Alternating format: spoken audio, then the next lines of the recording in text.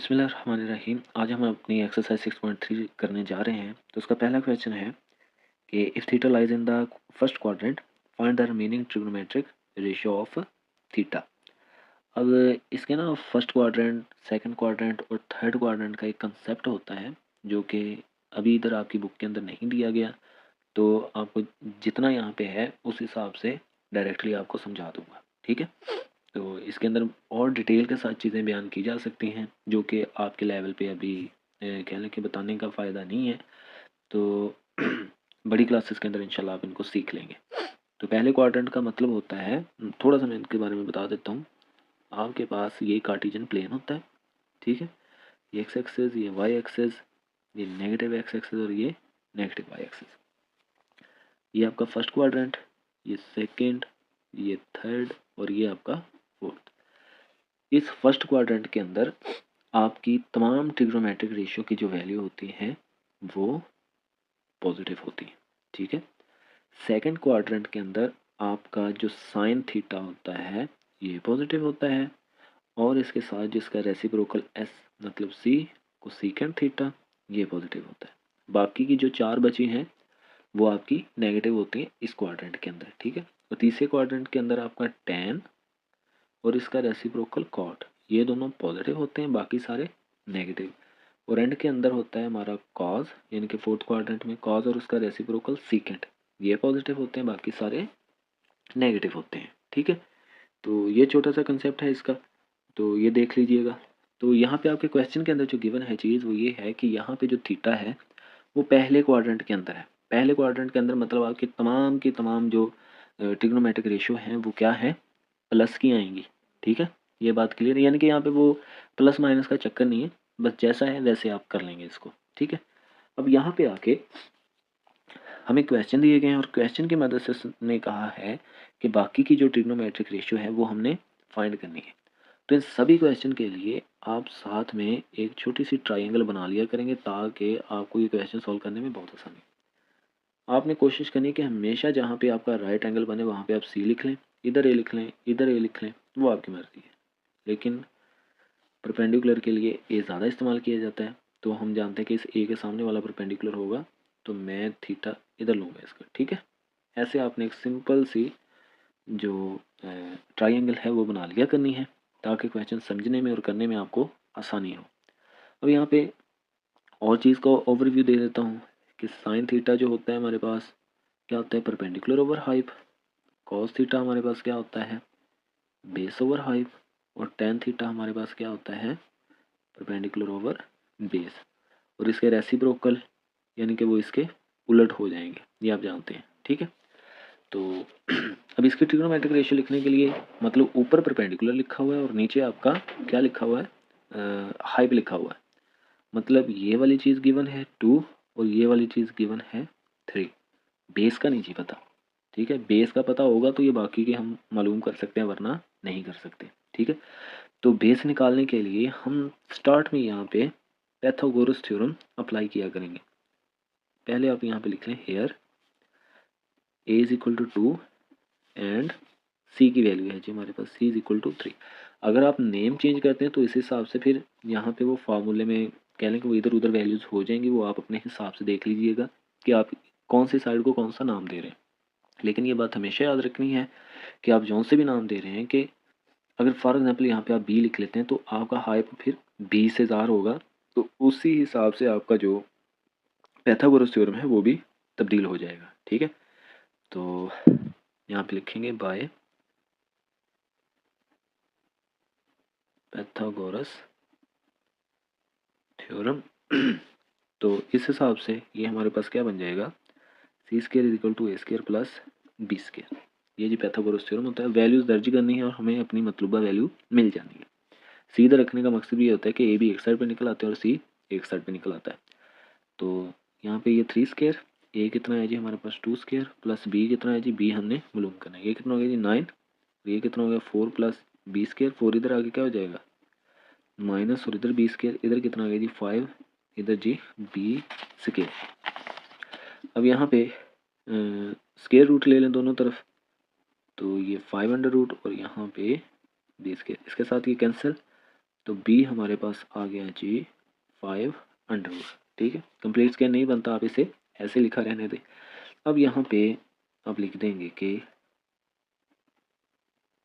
Trigonometric ratios. ठीक है, trigonometric ratio.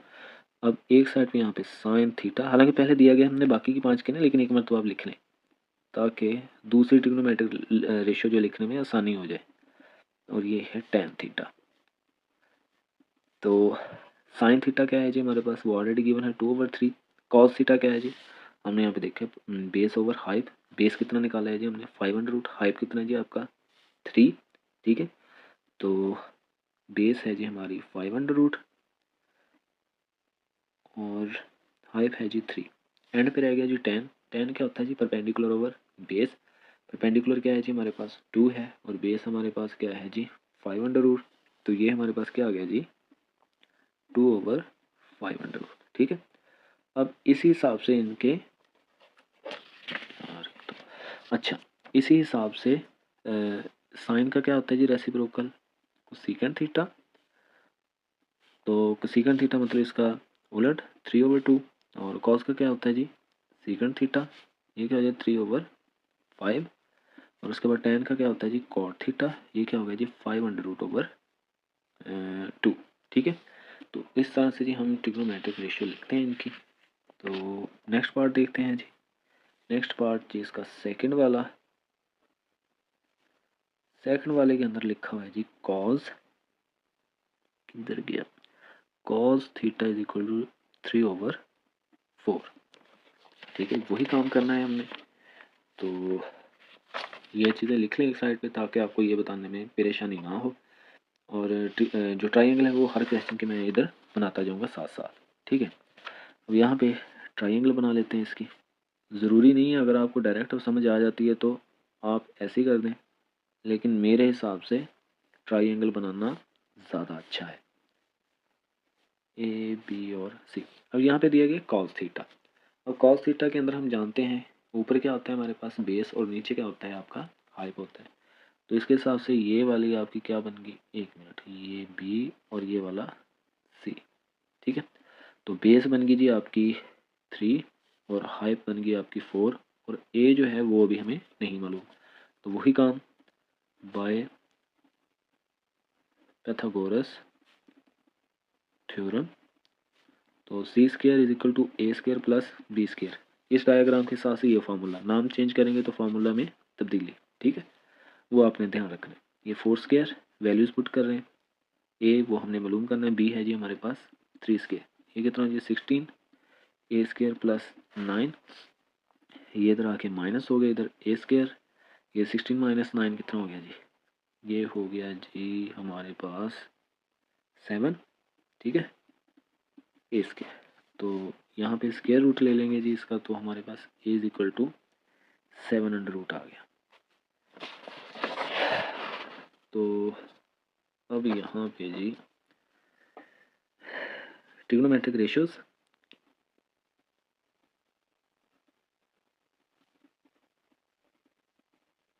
Trigonometric ratio के अंदर सबसे पहले तो जी लिखेंगे साइन थीटा, फिर कॉस थीटा, और फिर आपका टेन थीटा।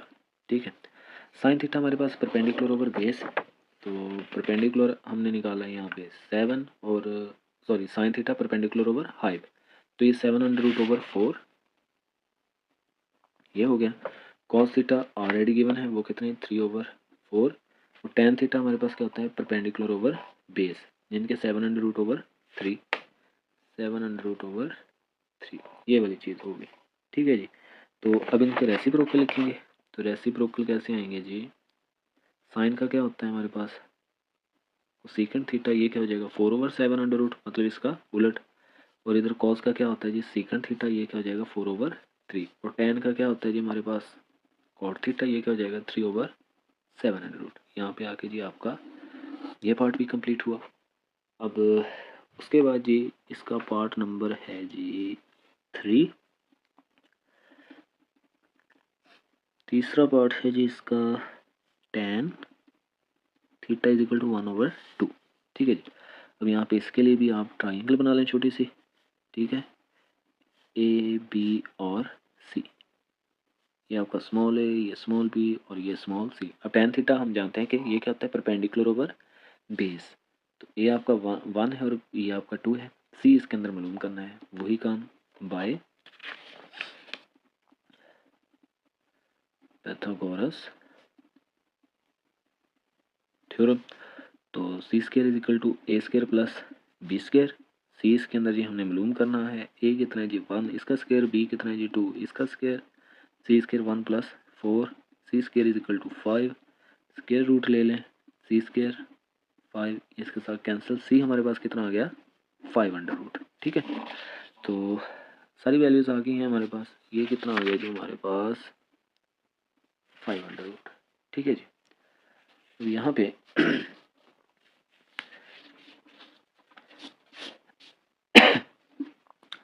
ट्रिग्नोमेट्रिक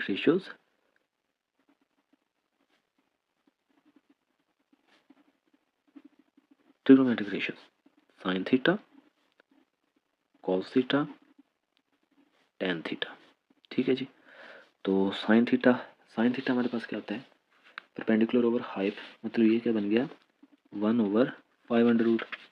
कॉस क्या होता है हमारे पास, कॉस होता है जी बेस ओवर हाइप, मतलब 2/5 अंडर रूट। और टेन थीटा ऑलरेडी गिवन है हमारे पास 1/2 अंडर रूट। अब जी इनके रेसिप्रोकल, तो साइन का आ गया जी कोसेकेंट थीटा, ये हो गया जी 5 अंडर रूट, बटे के अंदर 1 है वो लिखा नहीं जाता, और उसके साथ कॉस का क्या आ गया जी सीकेंट थीटा, और ये 5 अंडर रूट/2, और उसके बाद टेन का क्या आ जाता है कॉट थीटा, ये क्या होगा 2 और बटे के अंदर 1 वो लिखा नहीं जाता। ये क्वेश्चन भी हमारा इधर ख़त्म हो गया। उसके बाद जी इसका फोर्थ पार्ट है,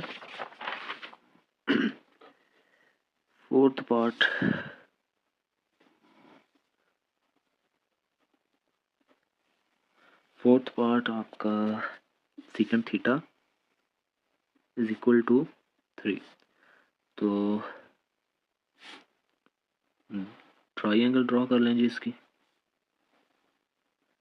ए बी सी, थीटा लेंगे जी इधर, ये सामने वाला स्मॉल है, ये सामने वाला स्मॉल बी और ये सामने वाला स्मॉल सी।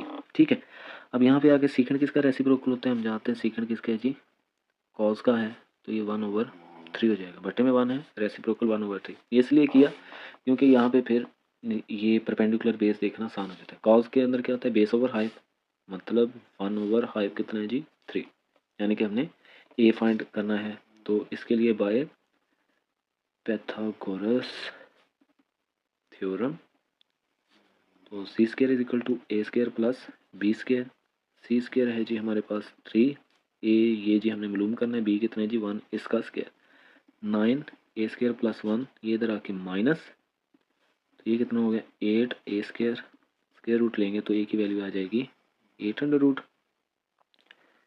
तो 8 को अगर चेंज करें, मतलब ये हमारे पास 8 2 4 2 ज़ार, यानी कि 2 का स्केयर कंप्लीट हो रहा है और साथ में 2 आ रहा है हमारे पास। ठीक है, तो स्केयर रूट भी है, इस तरह से अलग अलग हो जाते होते हैं, ये इसके साथ कैंसिल, तो हमारे पास 8 अंडर रूट जो है ये 2 × 2 आ गए। ठीक है, ऐसे 2 × 2 अंडर रूट लिख सकते हैं। अब यहाँ पे बाकी की ट्रिग्नोमेट्रिक रेशियो हमने बतानी है, तो साइन थीटा, कॉस थीटा और उसके साथ टेन थीटा। साइन थीटा किसके इक्वल होता है, परपेंडिकुलर ओवर हाइप, तो परपेंडिकुलर आपका ये है 2 × 2 अंडर रूट/3। ठीक है, और उसके बाद कॉस ऑलरेडी हमने निकाल लिया था ऊपर 1/3, और टेन क्या होता है जी परपेंडिकुलर ओवर बेस। ठीक है, तो 2 √ 1, तो ये सीधा सीधा हमारे पास क्या आ गया 2 √ 1, मतलब ये 2 × 1 अंडर रूट ऐसे ही आ गया सीधा सीधा। और यहाँ पे साइन का क्या होता है जी कोसेकेंट थीटा, ये क्या हो गया 3/2 × 2 अंडर रूट, और इधर जी कॉस का सीकेंट, ये जी माजरा चाहता हूँ वो ध्यान सारा नीचे होता है, मोबाइल की तरफ देखा नहीं जाता, तो ये थोड़ा नीचे चला जाता है, इसके लिए माजरत।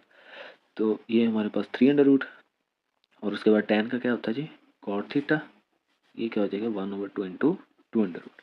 तो आसान आसान से हैं, बस पाइथागोरस थ्योरम आना चाहिए इसके लिए, और ट्राइंगल पहले बना लेनी है, और नाम ध्यान से लिख के उस हिसाब से फिर आपने पाइथागोरस थ्योरम जो है इसका ओपन करना है। उसके बाद जी इसका लास्ट पार्ट रह गया है हमारे पास,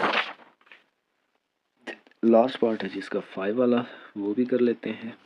सोल्यूशन बी, तो ये है जी हमारे पास cot theta is equal to 3/2, ठीक है। तो यहाँ पे सबसे पहले तो इसको अलग अलग करके लिख लेंगे, 3√/2√। ये स्क्वायर रूट की प्रॉपर्टी होती है हमारे पास कि इसको कैसे लिखा जाए, ठीक है। अगर ये इस तरह से अलग अलग है डिवीज़न के अंदर, तो उनको इकट्ठा ऐसे और अलग अलग करके ऐसे लिखा जा सकता है।